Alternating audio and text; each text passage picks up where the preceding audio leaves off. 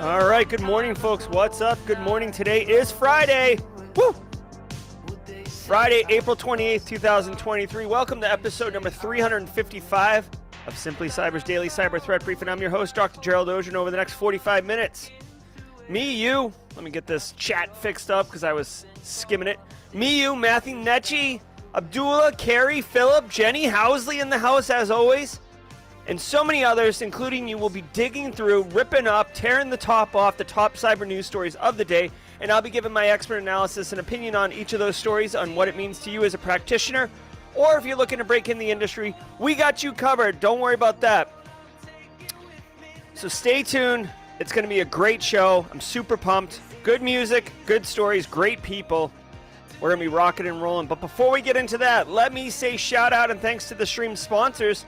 Starting with Panoptcy Security. Panoptcy Security does so many different security services, but one that I really want to share with you is their Quantified risk assessment methodology. Now, if you're familiar with the GRC Analyst Masterclass, whoa!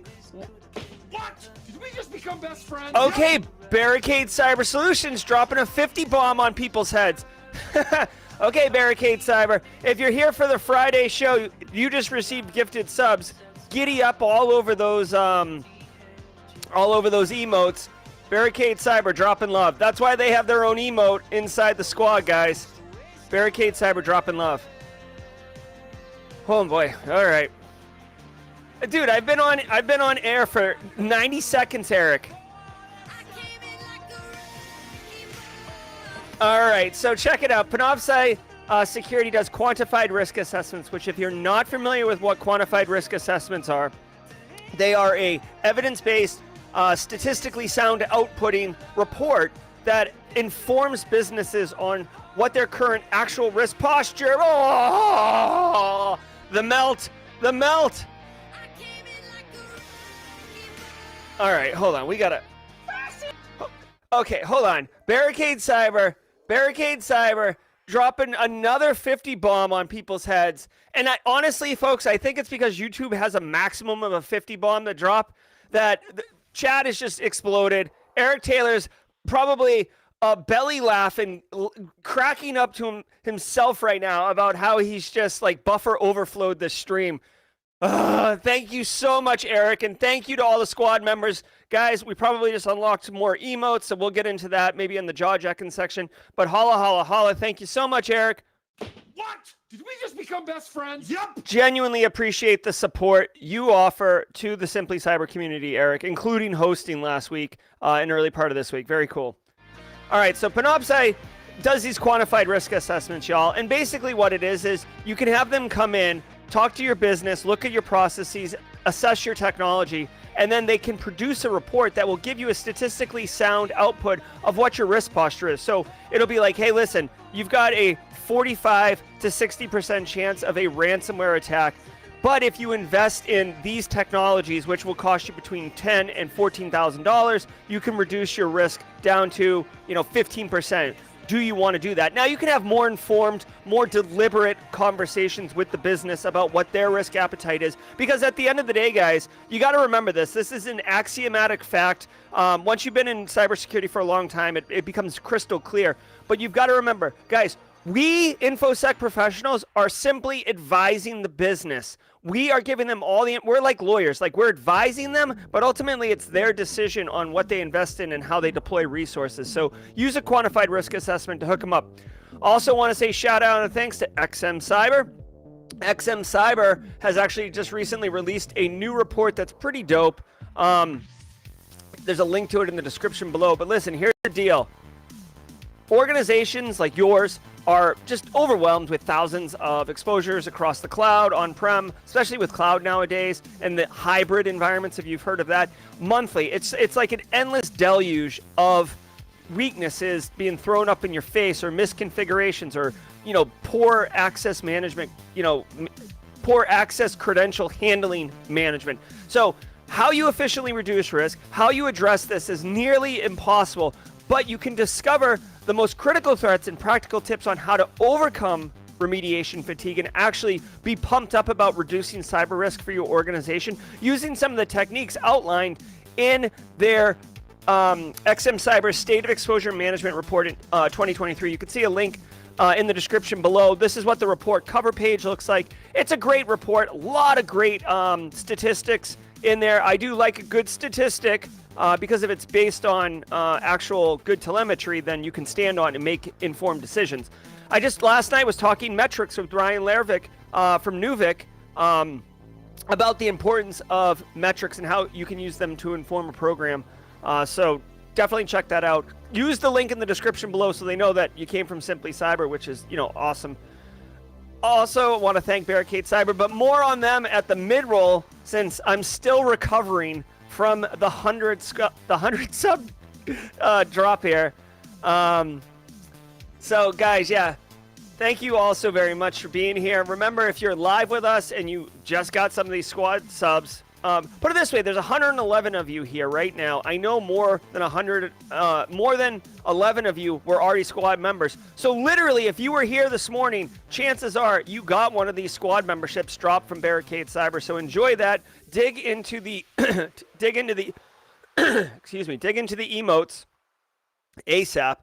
Get your hacker man, get your Oprah on. Yeah, definitely. This is like an Oprah Barricade Cyber kind of situation. Am I right? All right.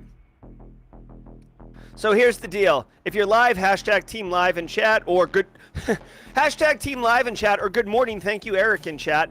Either will do and either is appropriate this morning. If you're watching on replay, sorry you guys missed the gifted subs. And I know that YouTube will push them to people who watch this on replay if it overflows and there's more left over. But drop a comment, team replay in the comments. As many of you know in the comments, I do engage through the comments on my phone later in the day and stuff like that. So it's great to see y'all.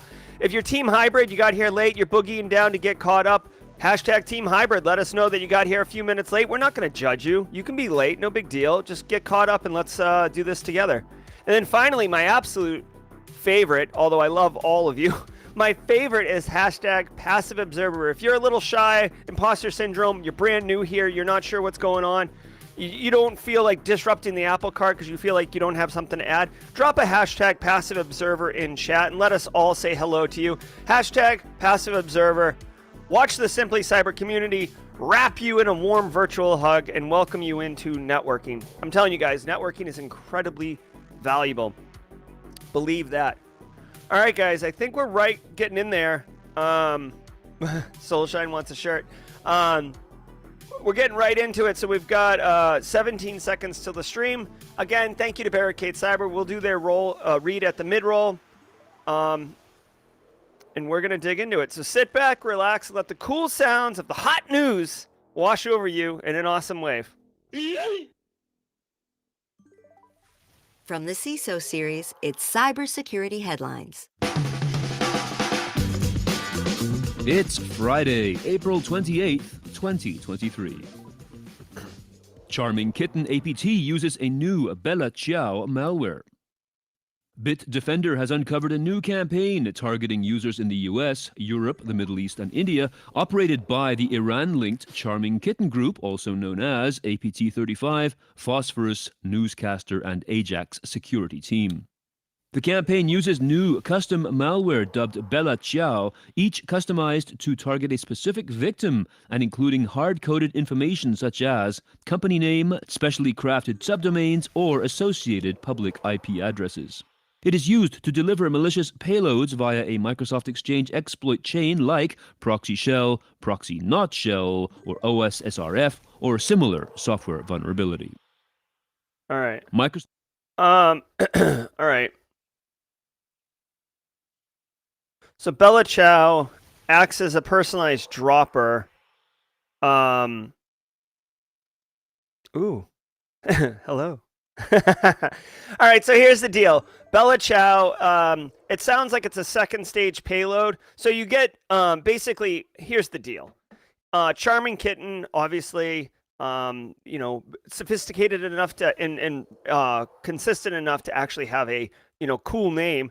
Iranian-linked EPT, most chances are they're targeting very specific organizations. Advanced persistent threats don't typically go YOLO except for Lazarus Group, and they're kind of an exception to the rule. It says that it's a spying campaign. Again, you got to keep in mind who your targets are and what your entities are. But just from a case study perspective, this is a second stage payload. Jerry, what does that mean? Here's the deal. This isn't like Bella Ciao malware where it like kicks a hole in the speaker, pulls the plug, and then jets, right? Eric B. and Rakim. No, what it is they get an initial exploitation, and they said in the study that it's usually exchange-based, so proxy not shell, proxy shell, OWASP RF, which I'm not even familiar with, to exploit, right? So they get the exploitation initially, right? So they're not using Bella Ciao to exploit. So this is an important distinction. They exploit a known vulnerability, probably using a known exploit chain, right? Like these two right here, these three. Then they drop Bella Ciao on it. Once Bella Ciao is running on it, then it does something that a lot of decent malware does. It attempts to immediately disable Microsoft Defender. See how it says it here?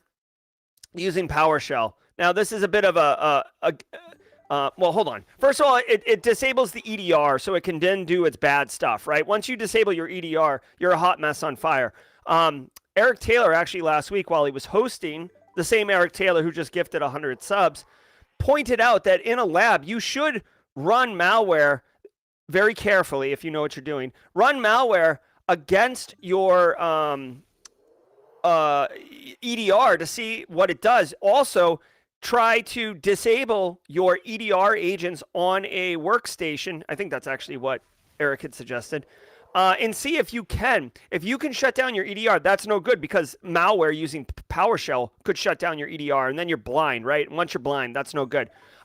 Once they run this second stage payload, initial exploitation, and then they got Bella Ciao running, then it can either pull down a different payloads, additional functionality can be updated on it through a C2 server. Also, it might start doing information stealing, which is pretty popular. It's very in vogue right now, right? It's info stealing so hot right now. So just be mindful of that. There's obviously IOCs for this, but I would think, professional incident responders, like differ people like Eric Taylor, Casually Joseph, etc., probably need to be more in the know on this than other people. Like someone like BSEC, with all due respect, I don't know if Charming Kitten's coming after BSEC's business specifically. So it's an interesting case study, though, and one to just be mindful of. You could bust this out in a job interview and be like, oh yeah, Bella Ciao, the second stage payload from the Iranian-linked APT group, Charming Kitten. I know a thing or two about that. By the way, I'd like to discuss my sign-on bonus now. Microsoft blames Clop affiliate for Papercut attacks. In the ongoing Papercut story, Microsoft has claimed that recent attacks exploiting two vulnerabilities in the Papercut print management software are likely the result of a Clop ransomware affiliate. Microsoft Threat Intelligence on Wednesday attributed recent attacks exploiting the bugs to Lace Tempest, a threat actor it says overlaps with Fin11 and TA505. Fin11 is linked to the infamous Clop ransomware gang and the Axelian FTA extortion campaign, while TA505 is reportedly behind the Drydex banking Trojan and Locky ransomware. Big Tech. So this is, when I read this, my initial thoughts, and this is one of those ones. Guys, by the way, if you don't know this, because someone told me this the other day, they had no idea. If you don't know this, I do not read these stories in advance. I do not know what stories are going to come up. This is me hearing it for the first time with you, and this is my initial reaction, my initial thoughts, my initial perspective. Okay, so just to put that aside. Okay, so Microsoft blames Clop affiliate for Papercut attacks. Now, check this out. This is interesting. We talked about Papercut a couple times in the last 7 days. This is basically a print management software. It allows IT people to kind of manage printers. It also allows end users to be able to walk around like, a building and print to any machine instead of having to like go get drivers for like this machine or that, or this printer, that printer, whatever. Like sales guy flying from Houston to Dallas. I don't even know if you would fly that or drive that, but Houston to Tampa Bay goes into another office. They don't need to configure their devices because you've got kind of a networked architecture print server, which is really, really cool. But there's two vulnerabilities in this system that are being exploited. Now, okay, like, all right, big deal. Like, I don't think it's a big deal in the sense that this is a piece of technology. It's been reported on. There are patches. It's well known that they're being exploited. Take care of your stuff, right? Period, end of story. Now, the one thing about this that actually really triggers me, if you will, is that when I think ransomware as a service, right? Ransomware as a service is a well-known model where the ransomware threat actors like Clop or Lockbit or Hive or whomever, they build the back-end infrastructure, right? They write the malware that does the ransomware. They host the crypto wallets. They do the bulletproof hosting of the infrastructure, right? They run the C2 server. Okay, so it is literally ransomware as a service. All you do is give them some money, infect a computer, and cash in all the way to the bank. Straight cash, homie. Okay? That's the model of ransomware as a service. So when I think of who are affiliates of ransomware as a service, it's usually in my mind, it's individuals, it's criminal threat actors, it's people who like just want quick money. Okay? When I see this one and they talk about Lace Tempest, which, it is a recognized threat actor that has overlaps with Fin11 and TA505. TA is threat actor 505. This is how they classify them before they get like a cool name like Charming Kitten or something like that. Also, UNC, if you're curious, UNC and a number. I think that's a little bit lower than TA, right? So there's like UNC and then TA, and then you get like a cool name like, Flaming Donkey or whatever. So Lace Tempest has a name. I don't know much about them, but they do have experience with Dridex banking Trojans, Locky ransomware. So they're a little bit more sophisticated, and they are leveraging Clop ransomware as a service. So that gets a little scary to me that like these more advanced threat groups are now just leveraging the as a service models because they're going to be faster, they're going to be better. They allow the ransomware threat actors that do the infrastructure piece to really focus on doing that well, while they focus on initial infection and exploitation of businesses. So to me, it seems like a little bit of a maturation in the ransomware criminal threat actor space, and one that I hope I don't see as a trending technique. Yeah, Flaming Donkey. Yeah. I don't know. Maybe I'll put Flaming Donkey into Midjourney and we'll see what it comes up with. Crackdown looms as EU and UK ready new rules. TikTok, Twitter, Facebook, Google, and Amazon are facing rising pressure from European authorities as London and Brussels advanced new rules Tuesday to curb the power of digital companies. They are among those on a list of the 19 biggest online platforms and search engines that the European Union's executive arm said must meet extra obligations for cleaning up illegal content and disinformation and keeping users safe under the 27 nation bloc's landmark digital rules that take effect later this year. TikTok will allow European Commission officials to carry out a stress test of its systems to ensure they comply with the Digital Services Act, Commissioner Thierry Breton said in an online briefing. ProRushing. All right, so here we go. Oh my god. Oh my gosh. Wait until you guys see the Flaming Donkey. I put it in Midjourney. It's spectacular. It's chef's kiss. Okay, so check it out. The EU's coming hard on big tech crackdowns. Guys, here's the deal. This isn't really cyber related per se. I mean, a little bit around privacy. But here's the deal. In the United States, big tech are the new kind of oligarchs, right? The new gilded age is big tech. Elon, Bezos, Zuckerberg to some, whether you like it or not, and a whole host of others, right? And you can use the Elon emote, especially you new squad members, Elon emote. But they've been running roughshod all over the place. Freaking Elon and Bezos have their own space program. You know what I'm saying? Elon has his own road system. So they're effectively big time, big tech. So the UK, the EU, very forward facing on privacy rights, individual civil rights, control, putting power in the individual's hands. So they're not thrilled that the big tech companies are all about Cash, homie. And just kind of steamrolling over the details, if you will. All right. So it looks like they're going to be putting in all sorts of rules or legislation or regulations around protecting consumers from online scams, fake reviews, etc. So this is really on brand, and I love this for the EU. In fact, I kind of wish, like, I'm not saying I have FOMO, but it is inspiring, and I wish that the United States could get their crap together a little bit and take a page from the EU on this, but unfortunately, Great cash, homie. the cash talks.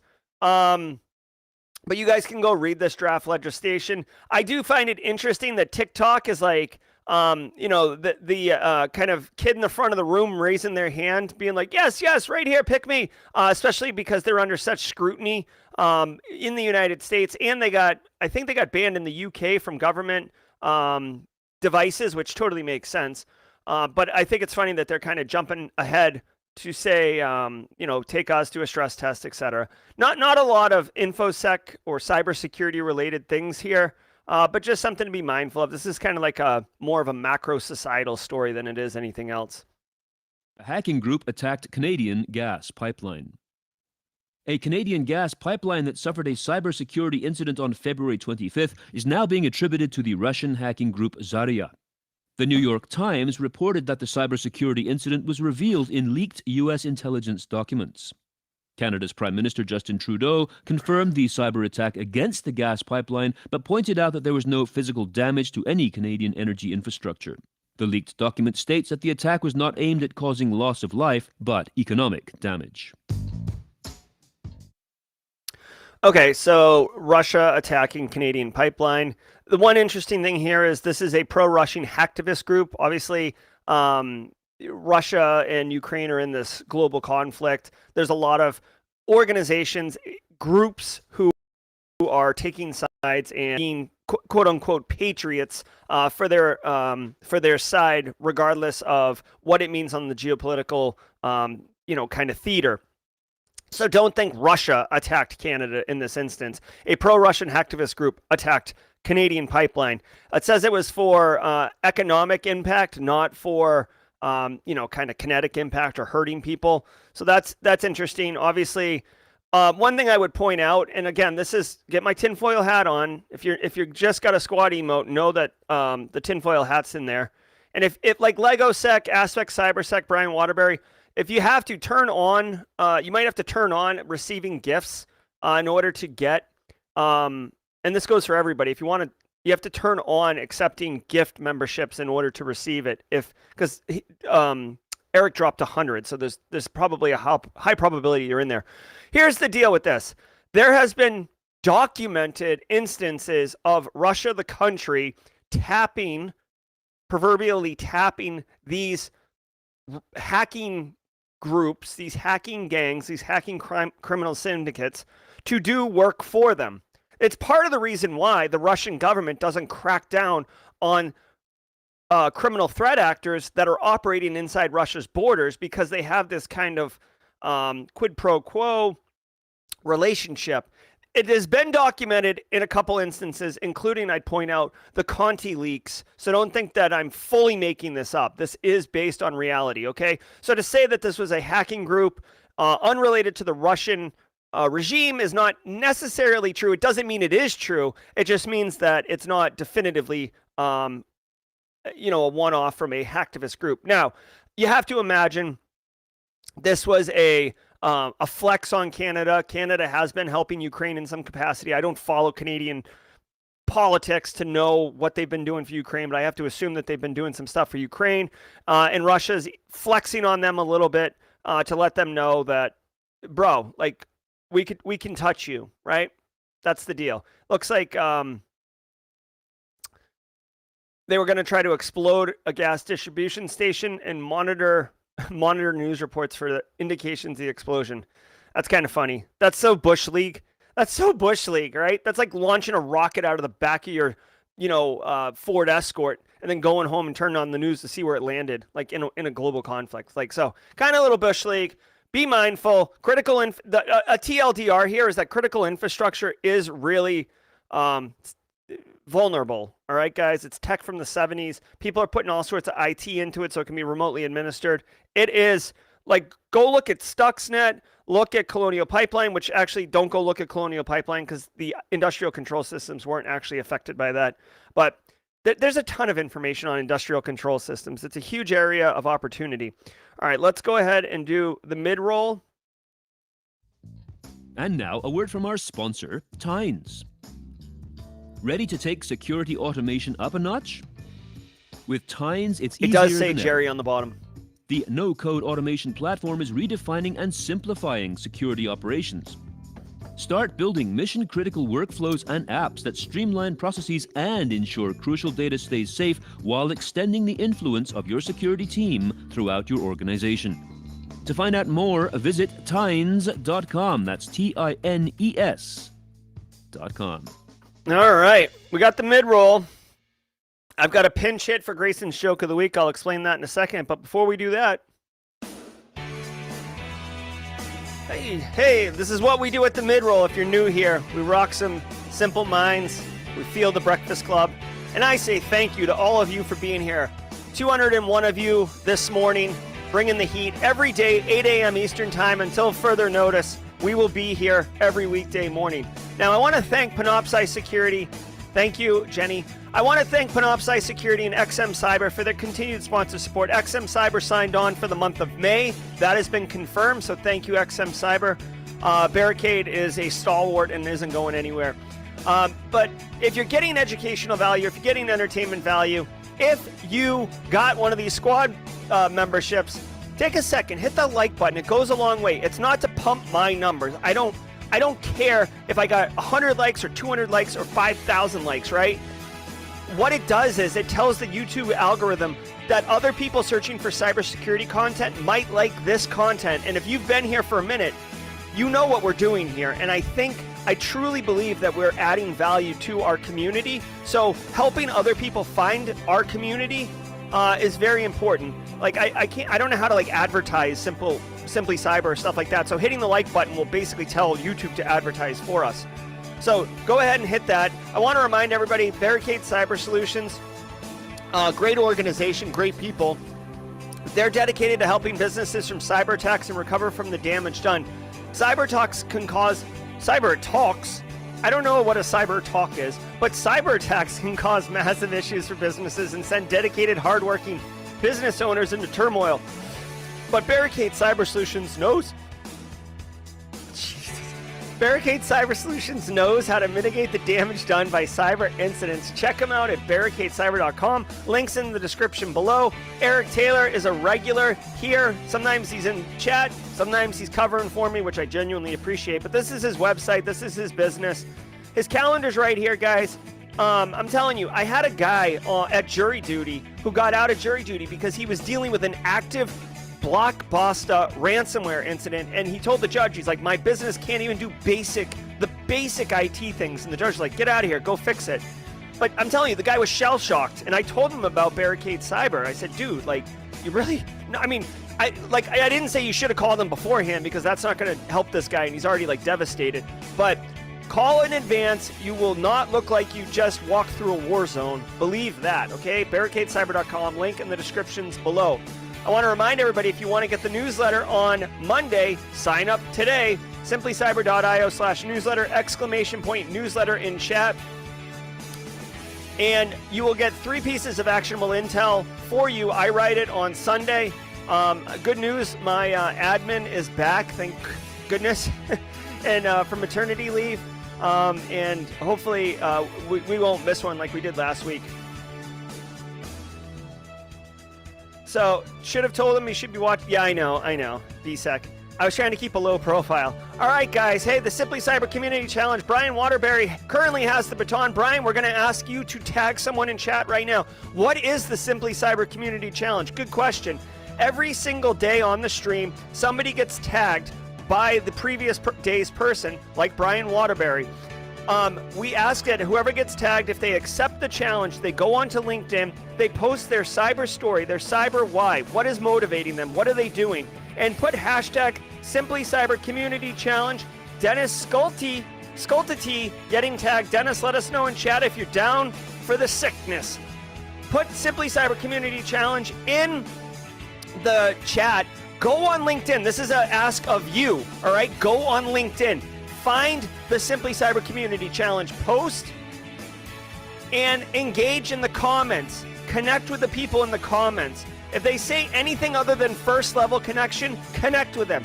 You will build your network of like-minded cyber professionals, and it will be incredibly valuable. Believe that. I cannot emphasize enough how valuable it will be to build your network. All right, now really quick, we have Grayson's joke of the day. I do want to explain for a hot minute here that Grayson told me the joke on Wednesday. It was hilarious. I don't remember it. I was sitting here racking my brain. He's already gone to school. I need him to write it down.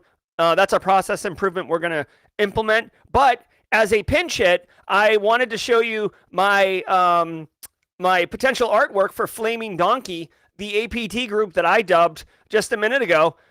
We've got we've got a couple options here. We've got the three banger. We've got just this one. I think this one's pretty good, the bottom left one.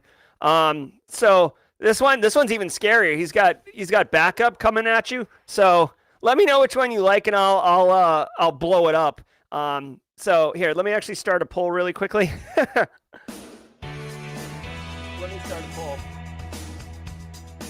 And it's gonna go from left to right, top to down. Which Flaming Donkey do you like? 1, 2, 3, or 4. 1 is the top left. 2 is the top right. 3 is bottom left. 4 is that. Let's just have a little fun and get some Flaming Donkey action. All right, let's continue on. RTM Lockers' first Linux ransomware strain targeting NAS and ESXi hosts. The threat actors behind RTM Locker have developed a ransomware strain that's capable of targeting Linux machines, marking the group's first foray into the open source operating system. Quote, its Locker ransomware infects Linux, NAS, and ESXi hosts and appears to be inspired by Babuk ransomware's leaked source code, end quote. This, according to Upticks in a new report published on Wednesday. They continue, quote, it uses a combination of asymmetric encryption and symmetric encryption, end quote. RTM Locker was first documented by Trellix earlier this month, describing the adversary as a private ransomware-as-a-service provider. It has roots in a cybercrime group called Read the Manual, RTM, that's known to have been active since at least 2015. All right. Fun fact, this graphic doesn't do it for me. I don't know. Just letting you know. I know it's come to light that I do have a penchant for infographics, but this one, not so much. Okay, so here's the deal. This is this is an interesting story, but not really, if I may. Guys, RTM Locker's first Linux ransomware strain. Linux ransomware has existed. ESXi ransomware has existed. This probably should be a story on Mac OS because Mac is now getting targeted by ransomware quite prolifically. So I do have graphic standards, Peter. So there isn't really anything too devastating here. What I will say is it uses asymmetric and symmetric encryption. BFD, like, okay, like that doesn't matter. What I will say to you is two things. One, and if you know, you know, and if you don't know, I'm about to reveal it to you. In a lot of enterprise infrastructures, yes, Windows has domain controllers and stuff like that, but in a lot of corporate infrastructures, think of the Windows machines as the cows, okay? And the Linux machines as like the sheepdogs or the shepherds, right? Like the Linux machines are typically much more critical to IT operations. Like a Windows machine, you can kind of swap out. Domain controllers, you can have redundancy built in and stuff like that. Like Exchange, just push Exchange to the side. But like my point is, a lot of businesses, you don't really hear about it, but Linux is very critical to IT operations in a lot of instances, right? So if you get your Windows machines hit by ransomware, you can probably, but like you have a better chance of resiliency and recovery. If your Linux machines get hit, you're effed, okay? So what I'm trying to tell you here is be mindful of your Linux machines. And that's why I said, if you know, you know. If you already are responsible for IT, you know already that your Linux machines are wicked important. But if you don't know, or, you know, whatever, you need to know that. Now here's another thing. Yeah, exactly. The cloud is made up of Linux. So here's the deal. what I would say is you should be practicing best practices around ransomware protections, ransomware recovery, timely recovery and stuff like that. But for this particular one, if there is some uptick in activity from this Locker group doing Linux encryption, I would look at what their TTPs are for infection. It doesn't really say in here. I guess maybe this graphic does say something. Hold on. Yeah, I mean, it like this graphic basically just says that it executes Linux, a Linux executable on the SXI variant and takes over. So like you're already screwed. By the time this graphic goes off, it's already detonating you, okay? So what you really need to do, it doesn't say it in the story, is understand what type of TTPs or IOCs, tools, techniques, and processes, I believe, of the threat actors. IOCs, indicators of compromise. How do they get in initially? Look for those type of things to help protect yourself. Absolutely, at a minimum, make sure your Linux servers are backed up and somewhere that they can't get. They will delete your backups before they ransomware you. Believe that. And just in reality, guys, too, here's another fun fact, because I talked to this guy on Monday at jury duty about this. Just because you have backups of your Linux server, how long does it take you to get those backups? Where do you restore those backups, right? If your Linux servers are all dorked up, how do you restore a backup? What order do you restore them in? How do you have, like, do they talk to each other? How does that get worked out? It's not as simple as pushing a button. So make sure that you're doing tabletop exercises, or if you could, do disaster recovery simulations and actually stand up some of your Linux servers, like take a backup and restore it and see how long it takes, okay?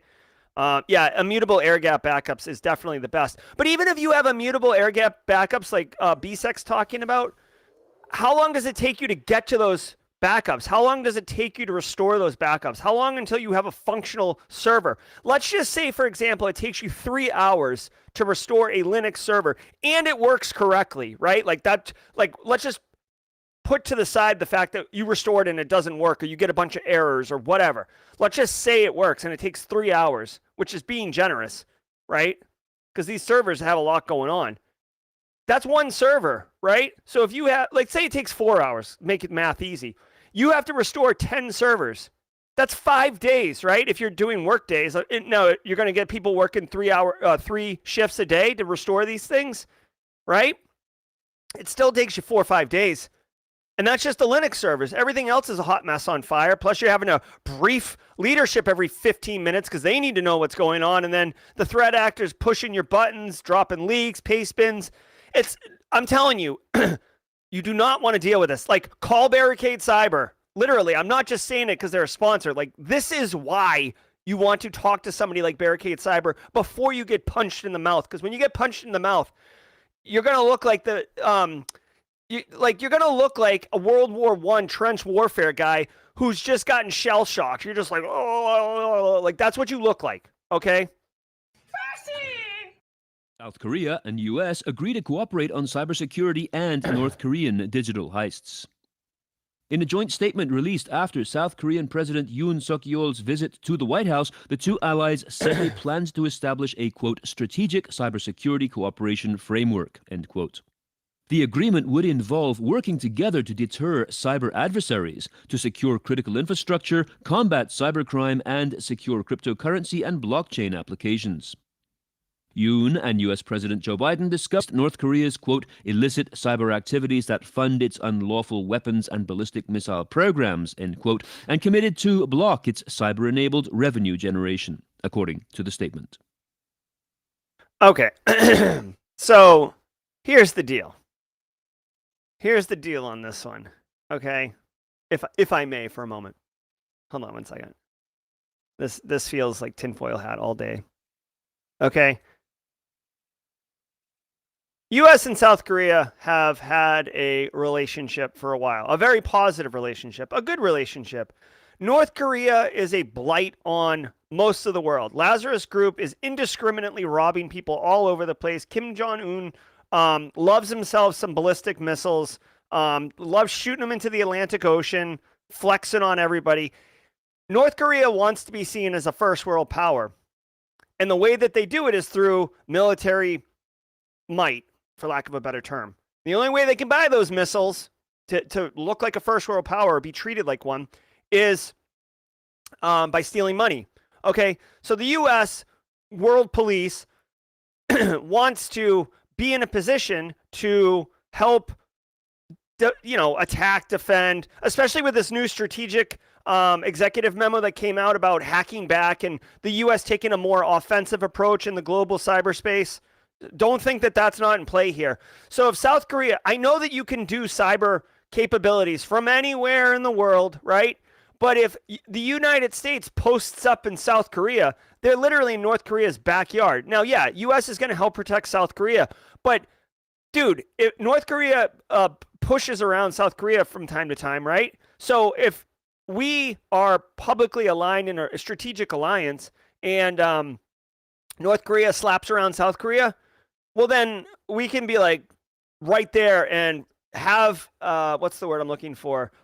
Not plausible endorsement, but like we can have just cause to step in, right? It's like we're standing like, like someone's like, oh, like, hey, can you help me out? This guy's kind of being a jerk. And then like we go stand next to him and then the jerk does something and we're like, you know what I mean? So to me, this seems like this to me seems less about U.S. protecting South Korea, and which they will do, but more about the United States putting themselves in a better position or an additional position in order to combat North Korea than anything else. Okay, that's my thoughts on this. Again, little tinfoil hat, and I'm making this off the cuff here. I'm riding I'm riding low on a train. No, I'm riding low on the hip on a train bound for glory. New atomic Mac OS stealer malware offered There we for go. $1,000 Now I'm per talking. month. Mac. Researchers at threat intelligence firm Cyber have analyzed a sample of the atomic Mac OS stealer malware, also known as AMOS, AMOS, that was uploaded recently to VirusTotal and which had 0 detections on the platform at the time of its discovery. According to Cyber, the malware, advertised on a Telegram channel, has been offered for $1,000 per month. Its author claims it can steal all passwords from the keychain, full system information, and files from the compromised computer. It can also allegedly steal passwords, cookies, cryptocurrency wallets, and payment card data from browsers such as Chrome, Firefox, Brave, Edge, Vivaldi, Yandex, and Opera. In addition, it can steal cryptocurrency wallets outside the web browser and from browser extensions. Users of the malware are provided a web-based management interface hosted on a .ru domain, and exfiltrated data can also be sent to specified Telegram channels. All right, so here's the deal. Here's the deal, guys. Mac OS malware. Mac OS malware has existed for a while. Stealers are all the rage. I just made that funny, like, Will Ferrell Zoolander joke, like, oh, it's so hot right now. Like, dude, info stealers are hot, and they are all over the place. Mac OS is no different. Now, just get it out of your head that it's $1,000 a month. That's cheap, because, dude, you got to remember, from an economics perspective, Straight cash, homie. all you got to do is make more than $1,000 a month off your victims, and you've covered your cost. Your return on investment will be higher. $1,000, not too bad, right? Not too bad. What I would advise is telling your end users that, listen, be mindful that there is Mac malware. You could send this screenshot to them. Although I'm always a little reluctant of sending screenshots because, making the pop-ups look different is not difficult. And then if the victim or if your end users are like, oh, this looks different, so I'm okay. So you got to kind of be careful with that. But what I would say is, guys, hey, do not download.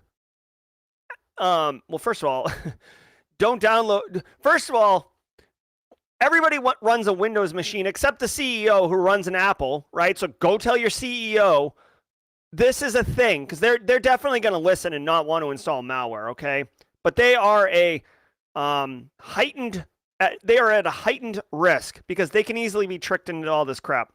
Secondly, tell your end users that Mac malware exists out there and that they should be careful of where they're downloading Apple executables from, or not Apple executables, Mac installers, right? It comes as a DMG file. If you've used Mac, you know exactly what that is. Basically, when you put in your password right here, you're basically unlocking your entire machine to be pilfered. Whatever. The threat actors have some webhooks in here to send data to Telegram channels. So data exfil is wicked easy for them. They basically just throw it out there. You know what this is the equivalent of? This is like fishing with an electronic reel, right? Some guy on jury duty explained this to me. Like, you just throw the line in the water and then push a button and it comes up with a fish on it. That's basically what's going on here. They send it out and then they just check their Telegram, and then there's a bunch of credentials and stuff, crypto wallets and etc. in there. So long story short, don't worry about the complexity of the webhooks and all this. Just don't let them get you to download or install a Mac OS. Now, it doesn't say in the story how they're compelling people to do it. If I had to guess, it would either be like watering hole attacks. It could be Google ad hits where like basically the threat actors pay to have like a malicious Zoom Mac downloader go at the top of Google results. We could see that. I could also envision, guys, here's another like angle for you to educate your end users. I could also envision, because of the silicon chips, Mac or Apple has like these silicon M1, M2 chips that don't work with all the existing software. So new software has to be written to kind of work on those chip architectures. So I could see a threat actor saying like, oh, like OBS doesn't run, for example, on the silicon chips, right? It probably does now, but let's say it doesn't. Okay, OBS doesn't work on silicon chips. Here is a piece of malware that will steal all your information, but I'm going to tell you it's OBS, brand new, guaranteed to run on the silicon chip architecture. Download it now, okay? That's a perfect little social engineering technique to get in there. So got to be careful with all that, guys. It sucks, but you know what? Threat actors, it's like water finding its lowest point, dude. If more people are using Macs and there's more sensitive information on them, threat actors are going to target more Mac stuff. I think the TLDR here is really to tell your executives, though, because they are the special snowflakes who need to run on Apple. Yourself for the 2024 deepfake election. A feature article in Wired by Thor Benson warns of the danger of deepfakes being used during the 18-month run-up to the 2024 election, in which candidates saying something disqualifying could come out, with most people never knowing they were AI-generated. Benson quotes Henry Ajder, an independent AI expert, who says, quote, convincing deepfake videos are still difficult to produce, but that might not be the case within 12 months or so. Video is really the next frontier in generative AI, end quote. Potential solutions to this problem currently include C2PA, which cryptographically signs content created by a device such as a phone or video camera, as well as fingerprinting, which involves taking hashes from content. Yeah. Remember. Okay, so I, for one, have, if you, like, so many of you don't know this, but like before Simply Cyber, I actually had a podcast called InfoSec ICU when I worked at the medical university.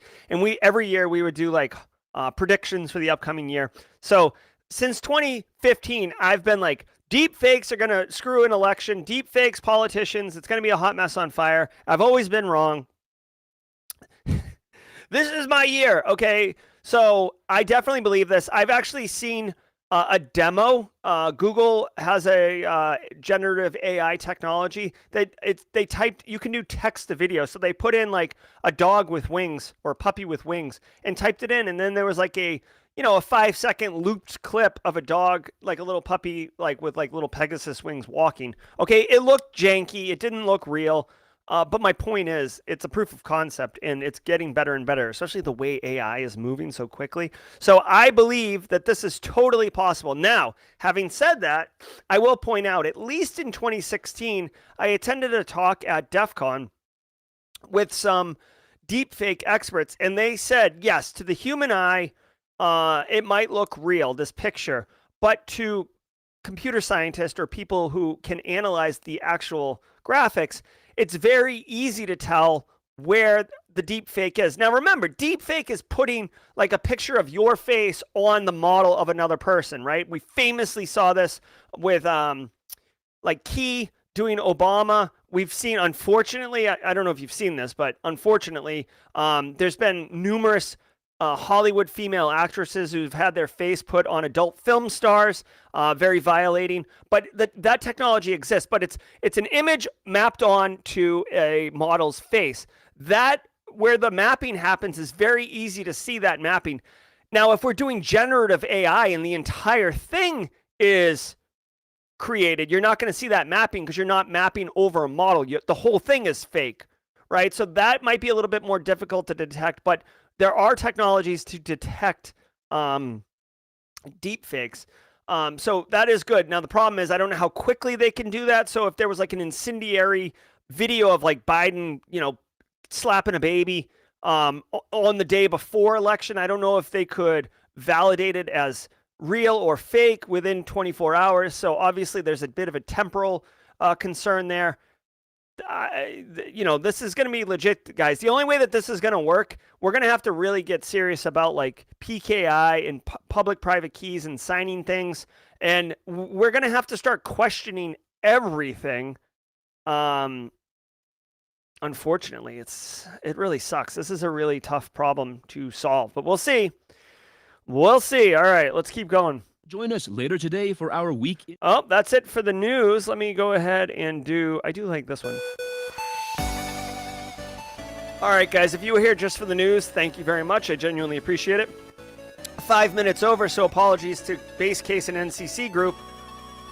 Yeah, it's a little out of sync, but I'll just talk like this, Harish.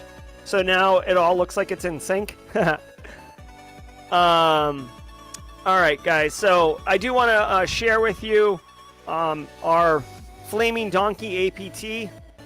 There we go. This is our Flaming Donkey APT graphics. So holla. I don't know who we associate this with, but I like YubiKey William Welch. It's good. You just obviously it's a physical one. It's difficult to circumvent, but if you lose it, you're screwed. All right, Flamin' Donkey, Simply Cyber's APT. Very serious. I love it. All right, I can chat for a minute. Flamin' Donkey emote. This is Midjourney. Midjourney. All right, let's jaw jack for a hot minute. We do have some emotes opened up. Maybe if you guys want, we can do a Flaming Donkey emote. It'll be our threat actor. All right. Here, can I say here? I'll put this in Simply Cyber's community Discord chat. Here we go. Oh wow, guys. So this is these are the alternatives. Like there's some. This was B-Sec's contribution to Flaming Donkey. Justin Gold dropping this one. Okay. Flaming Donkey. I think this one still takes the cake. All right. All right. All right, we can jaw jack it just for a minute. It is Friday, so we all earned the weekend. I love it. Yeah, you know what? I will. I'll put the Flaming Donkey into group chat here, and let everybody have it. I'll put it in the where is it? Did Dennis? Hey, did Dennis accept the? Did Dennis accept the Simply Cyber Community Challenge? Let me know, because I don't know. Nominated and accepted by Matthew Netchie. Thank you. Matthew Netchie, let us know what's up. Hey, Paris Gatsby. Good luck crushing that Security Plus. I know you're going to do it. Bring back good news on Monday. Best wishes. Paula Terranovo, glad you're feeling better. Be good. Have a great weekend. Squad membership, Steph Cluis. It came from Eric Taylor at Barricade Cyber Solutions. Flaming Shrek. That's funny. Need more coffee. Yeah. Simply Cybercon stream later today. Jenny Housley. Oh yeah, let me check my calendar. 1 second. I'm doing this off stream. Ugh. Guys, if you could see my calendar, you'd throw up.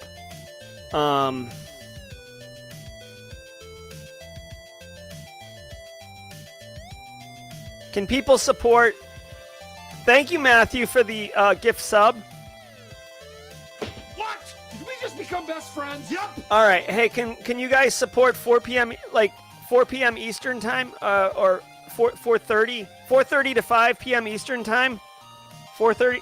Yeah. Okay. So hey. All right. So Simply Cybercon 4:30 p.m. Eastern time is the tentative. I got to check with the mods. I got to check with Allison Van Stone and Kimberly. I've got to purchase some software for Kimberly and Allison. Allison's going to be there. Okay, cool. All right, so we'll do 4:30 p.m. Eastern time. Stay tuned. Here's the deal. I don't say this often because I'm not your traditional YouTuber, but like hit the subscribe button, hit the bell for notifications. It will tell you when we go live at 4:30 for the Simply Cybercon. I have to schedule it. But this will be an update on the upcoming conference, Wednesday, November 8th. We've got updates on marketing, themes, speakers. I have a request that I have to document. If I'm going to ask Jen Easterly to be the keynote, and in order to do that, you have to go through some formal channels and outline what you're doing and everything. So we have to get all that in place before I can ask Jen if she wants to be our keynote, right? Let's see, Nathan Bolin. YubiKey or Authenticator apps? I don't know, William. It depends on. To me, it depends on what you're trying to protect, right? Like if it's what's your threshold for risk, right? Authenticator apps way easier, much more portable. If you lose your phone, you can get another one, and get right back into it. With the YubiKey, that's a tough one. So. By the way, I didn't do like a terrible amount of work on this one, but when I was running in San Diego, when I was running back, because I went out at like 5:30 a.m. When I was running back, it was probably like 6:30 a.m. and more people were coming out to run. And there's like basically where the running trails are, there's like a long path that you have to go down from the golf course to the trails, right? So everybody's kind of on that one path to access it. I saw a woman running, and I didn't think anything of it. And she had like two huge dudes on either side of her running with her. And I was like, oh, that's kind of cool. Like running as a group. I don't like running as a group personally, but I was like, whatever, that's kind of cool. And then I like made eye contact with her. And I swear to God, it was Jen Easterly. And I was like, wait a minute, those are probably bodyguards. Like they look like bodyguards. That was probably Jen Easterly. And like it took me everything. Like obviously I didn't turn around and run her down because then I probably would have got my beat. But like, I really think it was Jen. I actually spent a few minutes trying to like research if Jen was in San Diego for some reason, but then I was like, all right, Jerry, like pump the brakes. Like I literally spent like 15 seconds and I was like, dude, just pump the brakes, like chill. So I think she was there.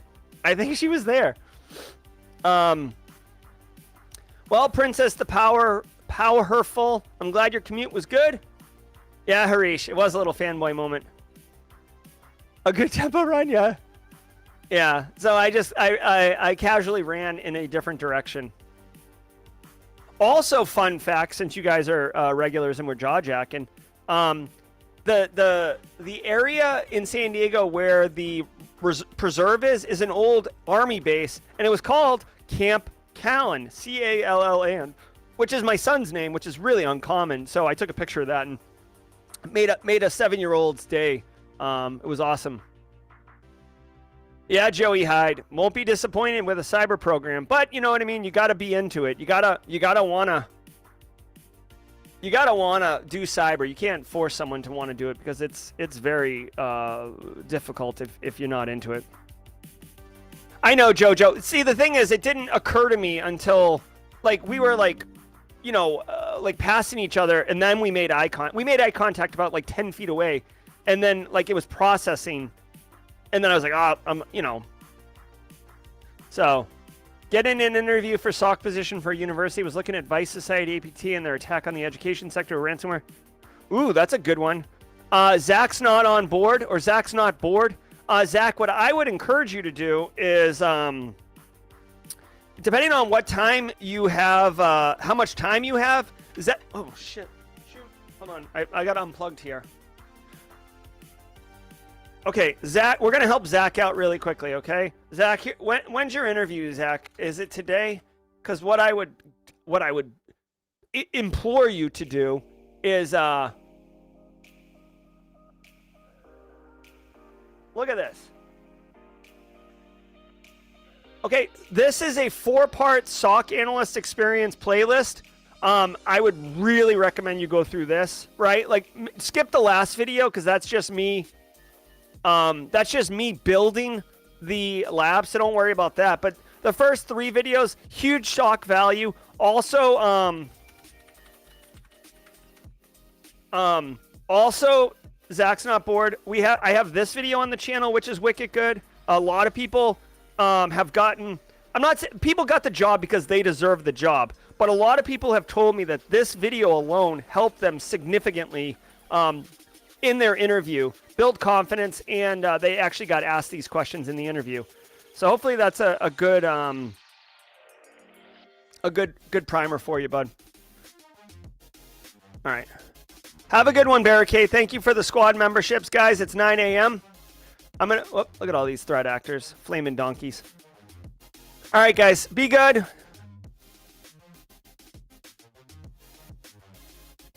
Yeah, no problem. Good luck, Zach. I hope to hear great news from you in the next time we talk. Thanks, Joey Hyde. All right, guys, be good. Have a great weekend, and until next time, stay secure.